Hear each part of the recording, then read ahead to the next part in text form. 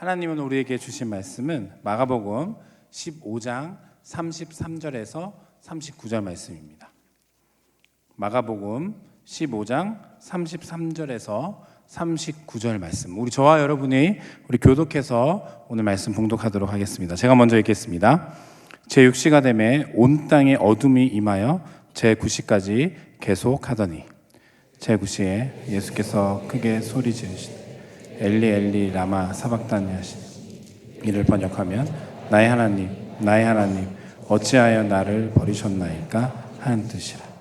곁에 섰던 자 중 어떤 이들이 듣고 이르되 보라 엘리야를 부른다 하고 한 사람이 달려가서 혀면에 신 포도주를 적시어 갈대에 깨어 마시게 하고 이르되 가만두라 엘리야가 와서 그를 내려주나 보자 하더라.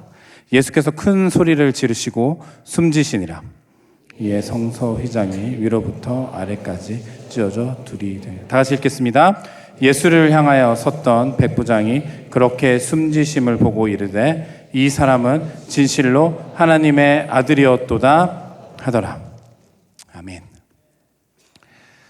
오늘 이 마가복음 말씀을 갖고 오늘 하나님이 우리에게 주신 그 말씀을, 그 음성을 듣고자 합니다.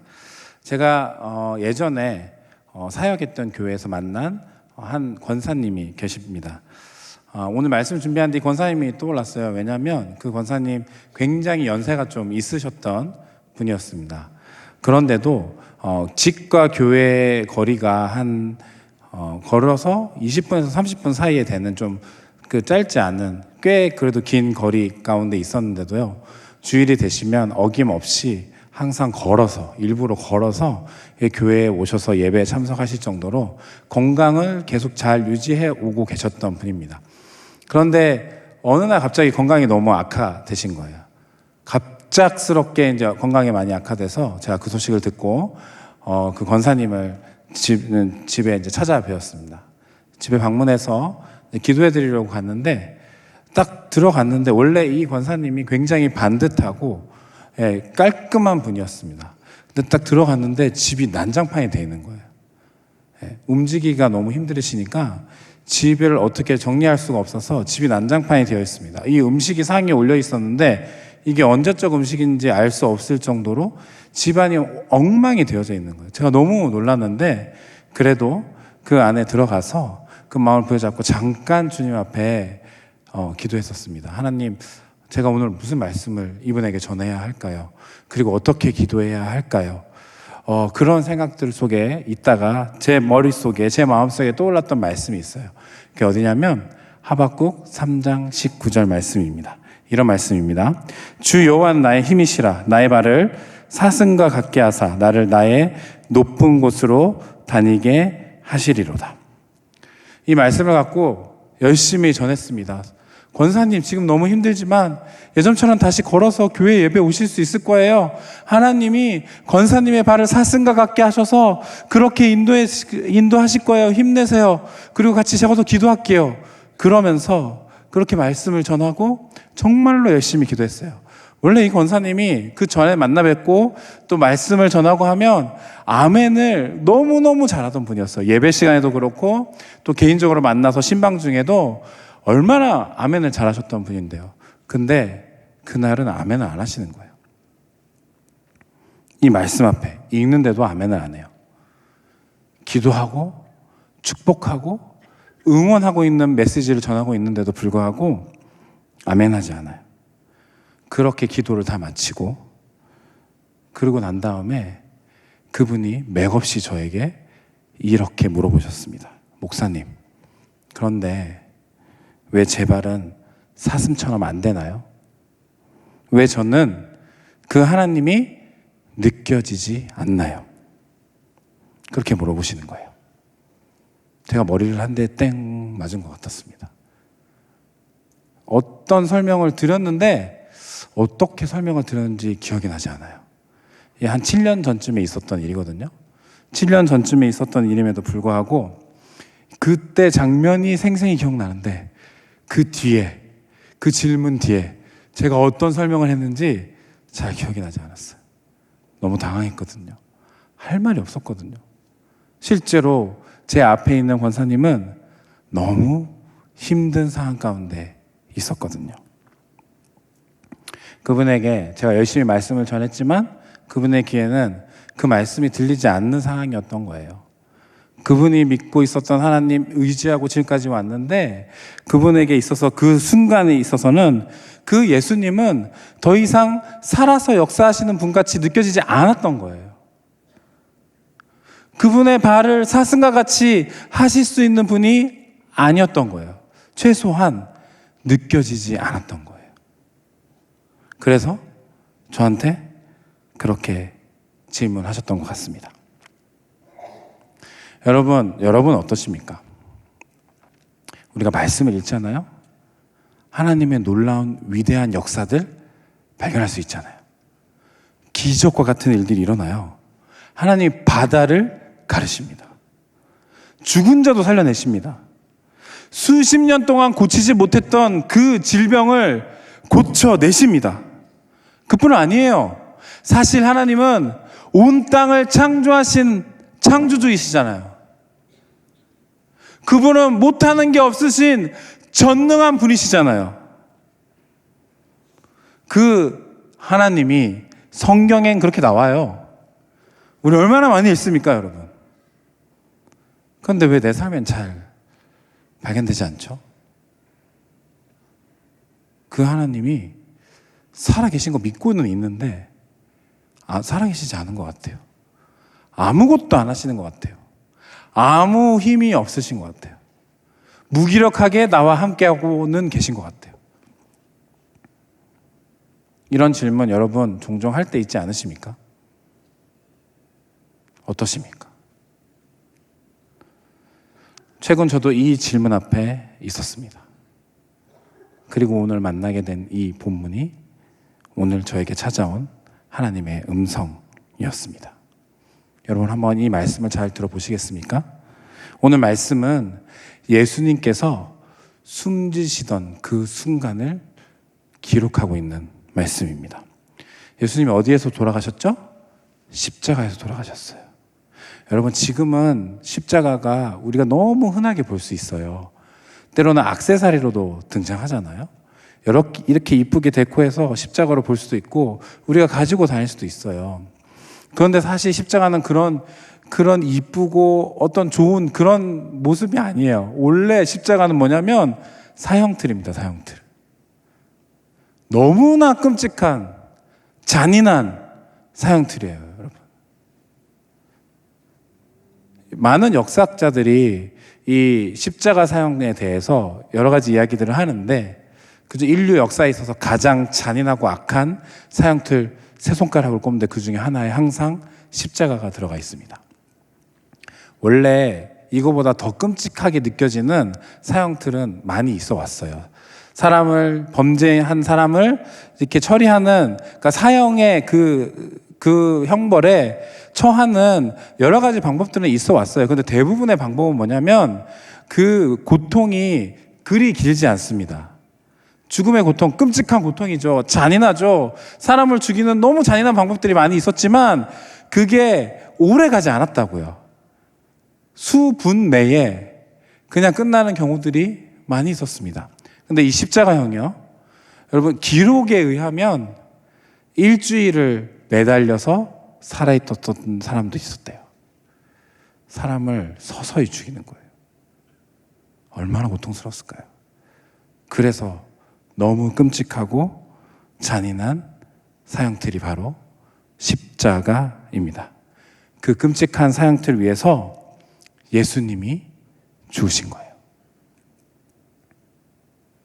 그냥 좀 물론 죽는 거에 뭐 있어 보이는 방법이 있는 건 아니겠지만 그래도 조금 뭔가 의미 있어 보이는, 그래도 좀 덜 잔인한, 그래도 왠지 구원자다운 죽음의 방법을 보여줄 수 있는 사형틀이 있을 텐데, 죽음의 방법이 있을 텐데 굳이 예수님에게 허락된 그 죽음의 방법은 십자가였던 거죠.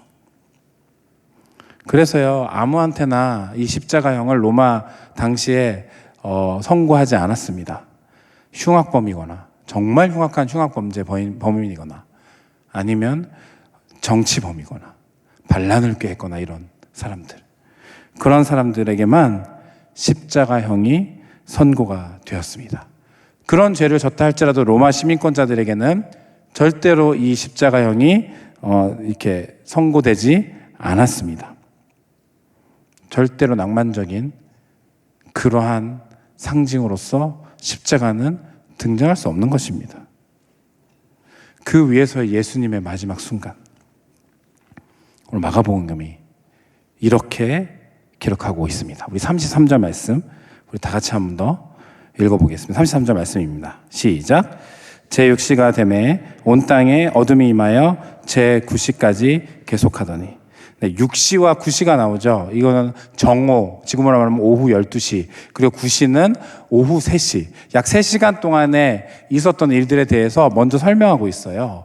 어둠이 임했어요. 예수님이 십자가에 매달리시니 어둠이 임했다라고 얘기하고 있습니다. 이걸 여러분들 어떻게 받아들이십니까? 역시 예수님, 우리의 구원자, 메시아, 그 예수님이 십자가에 매달리시니 하늘도 슬퍼하며 그 빛을 가렸구나. 우리가 그렇게 해석할 수도 있습니다. 그러나 당시에 그 화내야 할 그 한 낮에 그런 일들이 일어나는 것은 무엇의 상징이냐면 저주의 상징입니다. 이거는 마땅히 죽어야 할 일이고 하늘도 저주하는 죽음이다 라고 비참하게 표현하고 있는 거예요. 마가는 오늘 십자가에 대해서 결코 낭만적으로 어떠한 영적인 뭐가 있었던 것으로 그리지 않아요. 비참한 죽음으로 묘사하고 시작하고 있습니다. 그 일들 속에서 34절 말씀 이렇게 진행하고 기록하고 있습니다. 우리 34절 말씀도 우리 다 같이 한번 읽어보겠습니다. 제9시에 예수께서 크게 소리 지르시되 엘리 엘리 라마 사박다니 하시니, 이를 번역하면 나의 하나님 나의 하나님 어찌하여 나를 버리셨나이까 하는 뜻이라. 오늘 마가가 기록하는 예수님의 십자가 위에서의 마지막 말씀이에요. 나의 하나님 나의 하나님 어찌하여 나를 버리셨나이까. 십자가 위에서 예수님은 구원자의 모습이 아닙니다. 메시아의 모습이 아니에요. 하나님 앞에 처참하게 버림받고 있는 모습을 마가는 그려내고 있습니다. 예수님이 그 앞에서 말씀하시는 거예요. 나의 하나님, 나의 하나님, 어찌하여 나를 버리셨나이까? 말씀하고 계시는 거예요. 왜요? 하나님이 진짜 버리셨거든요. 진짜 버리셨거든요. 하나님의 버리심의 표현이 뭐예요? 하늘이 어두워진 거예요. 마가는 굉장히 비참하게 이 일들을 계속해서 기록해 나가고 있습니다. 그리고 나서 37절에 이렇게 이야기가 이어집니다. 예수께서 큰 소리를 지르시고 숨지시니라. 여기서 큰 소리는 절규 같은 것으로 우리가 이해할 수도 있겠지만, 여기에 사용된 단어는 마치 사자가 포효하듯이 정말로 큰 소리로 소리를 지르고, 그리고 난 다음에 그 장면을 묘사하고 예수님이 숨지셨다라고 우리가 이해하는 것이 훨씬 더 이 원어의 뜻에 맞는 해석입니다. 자, 여기까지 여러분이 장면들을 잘 한번 생각해 보시기 바랍니다. 머릿속에 한번 그려보실래요? 이 장면, 마가가 그리고 있는 예수님의 십자가 위에서의 마지막 순간, 하늘이 어두워졌어요. 저주 임했어요. 예수님이 거기 위해서 마지막으로 하는 외침은 뭐예요? 하나님이 나를 버리셨다. 여기 어디에 구원자다운 죽음이 있습니까? 여기 어디에 하나님의 아들다운 죽음의 모습이 있습니까? 없어요, 여러분. 마가는 마가복음을 기록하면서 예수님의 십자가를 절대 그렇게 그리고 있지 않아요, 여러분. 완전 비참한 죽음으로 철저하게 버림받고 끔찍하게 잔인한 사형틀 위에서 무기력하게 죽어가고 있는 그 예수님을 그리고 있을 뿐입니다. 우리 삶에 이런 예수님 보일 때 있지 않습니까?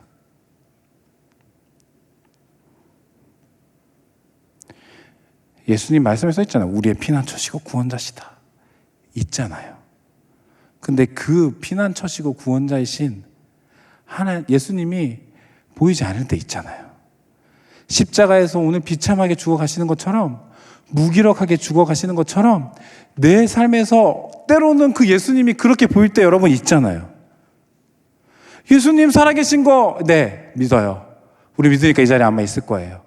근데요, 내 삶에서 느껴지지 않아요. 그 예수님이 피난처시라면서요. 그 예수님이 나의 구원자이시고 나만을 떠나지 않으시고 동행하시고 전능하신 능력으로 나와 함께하고 계시는데, 내 삶에서 때로는 그 예수님이 어떠한 예수님으로 마주하게 되냐면 십자가에서 무기력하게 죽어가시는 그 예수님이 내 삶에서 보일 때가 있다고요. 그럴 때 여러분 어떻게 하세요? 어떻게 하시겠어요? 오늘 이렇게 비참하게 그리고 있는 이 마가의 그림 속에 정말 기적과 같은 고백이 있습니다. 그게 39절이거든요. 우리 39절 말씀 다 같이 한번 읽어보겠습니다. 시작. 예수를 향하여 섰던 백부장이 그렇게 숨지심을 보고 이르되 이 사람은 진실로 하나님의 아들이었도다 하더라. 백부장이요, 고백하고 있는 거예요. 비참하게 무기력하게 죽어가고 있는 예수님을 보면서요, 진실로 하나님의 아들이었도다. 제가 이 말씀을 처음 제대로 직면했을 때가 언제냐면 신학교 다닐 때입니다. 신대원에 성경 해석학이라는 과목이 있었는데, 그 성경 해석학 그 과목의 교수님께서 학기 말 레포트로 어느 본문을 내주셨냐면 이 본문을 내주신 거예요. 제가 이 본문을 자세히 봤어요. 처음에는 그냥 그치, 백부장이 고백할 만해서 고백했나 보다 라고 하고 있는데, 이 마가복음 말씀을 아무리 읽어보아도 말이 안 되는 거예요. 여러분, 백부장은 어떤 사람인지 아세요? 100명의 부하를 거느리고 있는 군인이에요, 군인. 그런데 이 군인이라는 얘기 속에는 그 백부장이 되기까지 얼마나 수많은 전투를 거쳤을까요? 얼마나 수많은 죽음을 봤을까요? 그럼 백부장, 더군다나 이방인이에요. 로마 사람이에요. 유대인 아니라고요. 이방인이에요. 하나님에 대해서 들어본 적 별로 없었을 것 같은 이방인이라고요. 그 백부장이 지금 뭐라고 고백하고 있는지 아세요? 이 비참한 광경을 보면서 하나님의 아들. 이게 너무 이상했어요. 이게 말이 되는가? 어떻게 백부장이 이런 고백을 할 수 있는가? 말도 안 돼! 이런 생각을 했었습니다.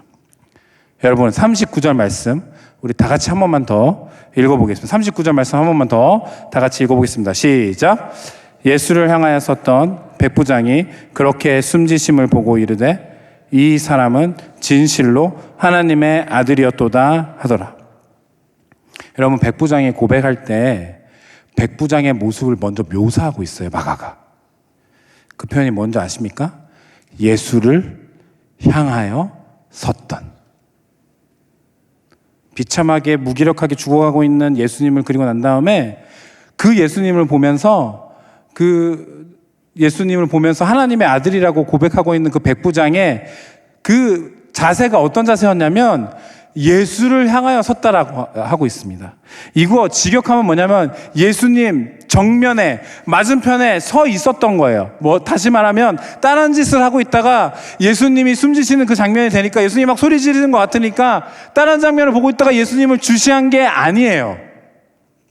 처음부터 끝까지 계속 예수님을 보고 있는 거예요. 예수님 정면에 향하여 서서 예수님을 계속 주시하고 있는 거예요. 예수님을 보고 있어요. 그렇게 한참 동안을 예수님을 향하여 시선을 떼어놓지 않고 보고 있다가 끝끝내 터져나온 고백이 뭐냐? 그는 하나님의 아들이시다. 진실로 하나님의 아들이었도다. 이렇게 고백하고 있는 것입니다. 인류 역사상 가장 끔찍한 사형틀에서 죽어가고 있는 한 사람을 계속 보고 있어요. 그것도 그와 같은 죽음을 너무나 자주 보았을 백부장이 그걸 보고 있는 거예요. 시선을 잃지 않고 가운데서 서서 예수님 정면에 서서 보고 있는 거예요. 뭘 했다고요? 계속 보고 있다고요. 여러분, 백부장이 믿음이 있어서요? 아니에요. 백부장은 믿음이 없었을 가능성이 높아요. 그런데 그 예수님을 보고 있다가 그 비참한 죽음을 보고 있다가 고백하는 거예요. 보고 있다가 계속해서 그 예수님을 주시하고 있다가 고백하는 거예요. 그는 진실로 하나님의 아들이었도다. 이걸 여러분 우리에게 적용하면 어떻게 되는 줄 아세요? 우리 인생의 가장 어두운 순간이 찾아온다 할지라도 예수님이 무기력하게 내 삶에 나와 함께하고 있는 것 같아 보인다 할지라도 예수님 계속 보고 서 있는 것, 그게 우리로 하여금 그분이 하나님의 아들임을 믿음으로 고백하게 만든다고요.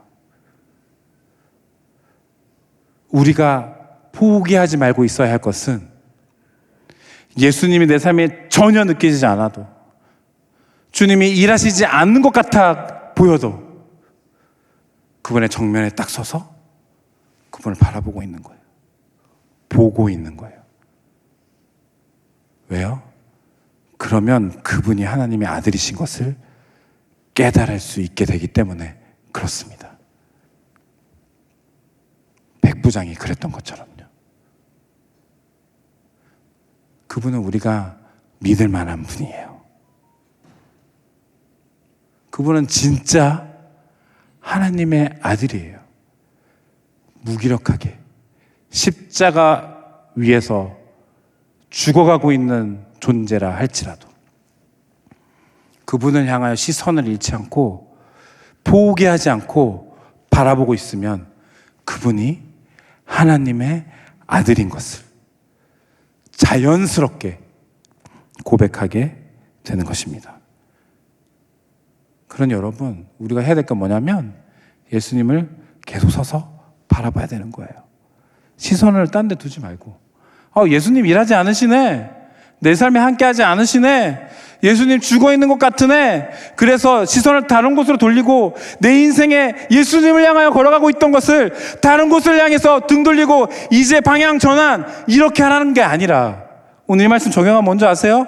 내 믿음이 흔들린다 할지라도, 내가 믿음이 흔들려서 예수님을 향한 그 믿음이 저 밑에 떨어진다 할지라도 그래도 포기하지 말고 예수님을 바라보고 있으라. 지금 이 말씀을 하고 있는 겁니다. 여러분 머릿속에서 아마 계속해서 질문하실 것 같아요. 그러면 계속 서서 예수님을 바라보는 게 뭡니까? 예수님을 포기하지 않고 바라보는 게 뭐예요? 제가 뭘 해야지 그렇게 할 수 있어요? 여러분 그렇게 고백하실 것 같아요. 질문하실 것 같습니다. 저도 이 질문 앞에 똑같이 놓여 있었을 때 떠올랐던 사람 한 사람이 있습니다. 어떤 사람이냐면 2차 세계대전에 때 있었던 코리텐붐 여사라는 분이에요. 코리텐붐, 네덜란드 사람이었습니다. 근데 이 사람은 1940년에 독일 나치가 네덜란드를 점령했어요. 그리고 나서 이제 유대인들에 대한 핍박과 학살이 자행되게 되었습니다. 그래서 이 코리텐붐 요 가정이 어떤 결단을 하냐면 유대인들을 숨겨주고 보호해줄 그럴 계획을 세웁니다. 실제로 자기 집에 유대인들을 초대해서 몰래 오게 해가지고 숨겨주는 거죠. 그 사람들이 학살을 당하지 않도록. 그렇게 시간이 지났는데 1944년, 4년이 지난 다음에 어떤 사람이 그 가정을 밀고 하는 거예요. 밀고 해요. 신고해요. 그래서 나치가 들이닥쳐서 그 사람들을, 그 가족을, 코리텐붐 모든 가족을 체포해 갑니다. 체포하고 난 다음에 열흘 있다가 아버지가 죽어요. 그리고 이 자기 여동생과 자기 혼자, 코리텐붐 이 두 사람이 이제 수용소로 끌려가게 됩니다. 그때에 성경책을 몰래 갖고 들어갔어요. 그런데 무슨 일인지 그 점검에 걸리지 않았어요. 그 성경책을 몰래 갖고 들어가서 수용소에서 뭘 했는지 아십니까? 비밀 예배를 드리기 시작하는 거예요. 계속해서. 계속 예배를 드렸어요. 여러분, 좋은 일이 일어났을까요? 아니요. 동생이 얼마 있다가 죽었어요. 수용소에서. 여러분, 예배를 이제는 멈춰야 되지 않겠습니까? 비밀 예배. 계속 했잖아요. 하나님이 살아 계신다면 이제 멈춰도 되잖아요. 근데 이분 계속 예배를 드려요. 예수님 서서 계속 바라보는 거예요. 계속 보고 있는 거예요, 여러분. 믿음이 흔들렸을걸요?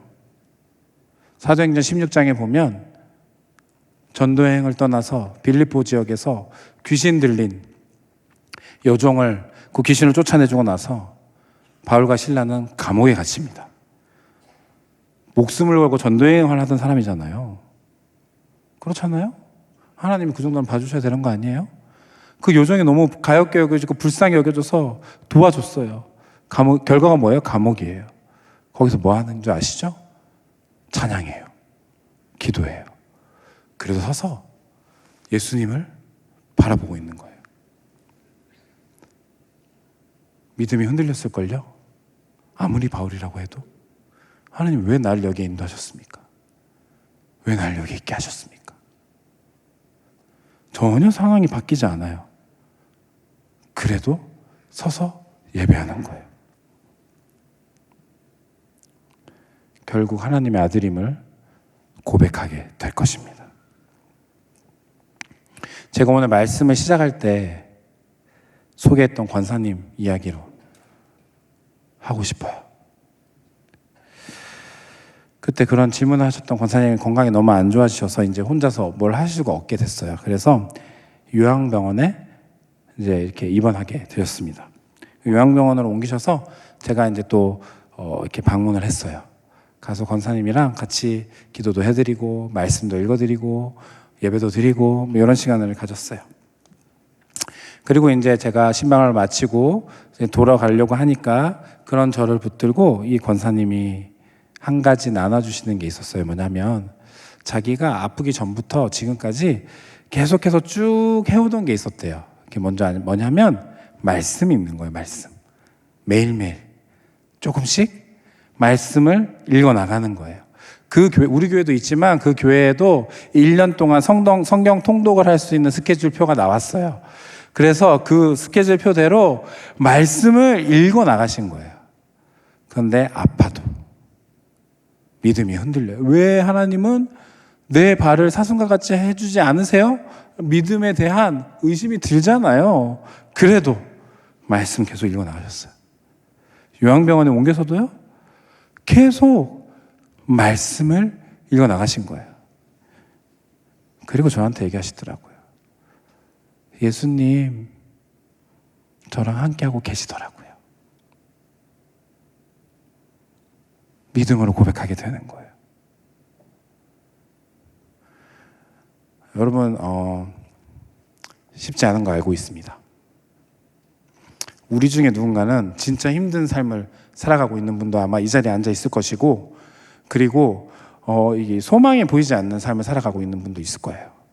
십자가 보고 꿋꿋이 버텨내서 살아가시는 분들도 있을걸요?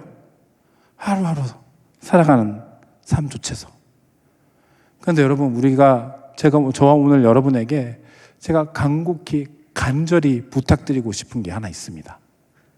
우리 예수님 바라보는 거 포기하지 말자고요. 믿음 흔들려도 흔들릴 수 있죠. 방향 전환하지 말자고요. 가다가 주저앉으면 어때요? 우리 사람이거든요. 절망하고 좌절하고 쓰러져서 그 자리에서 주저앉을 수 있어요. 그래도요, 여러분, 주님은 계속 바라보자고요. 방향 전환하지 말고, 등 돌리지 말고. 그럴 때 우리가 백부장처럼 고백할 수 있을 것입니다. 예수님은 진정 하나님의 아들이십니다. 이렇게 고백하게 될 거예요. 오늘 저와 여러분이 그 놀라운 하나님의 아들 예수 그리스도, 그분을 바라보는 그런 놀라운 삶 가운데 있게 되길 주님의 이름으로 축복합니다. 함께 기도하겠습니다.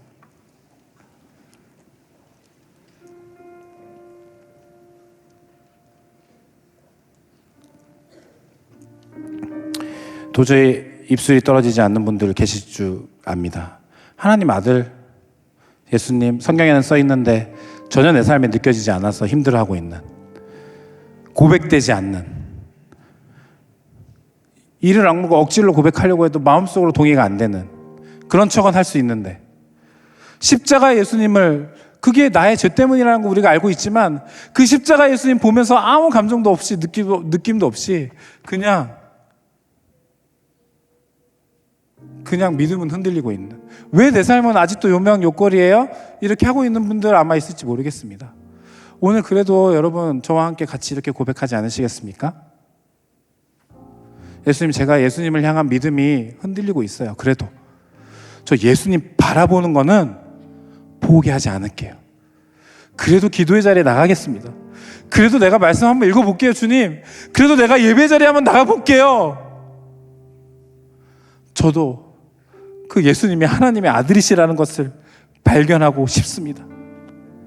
주님, 내가 그렇게 주님 앞에 나가서 주님 바라보는 것을 포기하지 않기를 원하오니 역사하여 주시옵소서.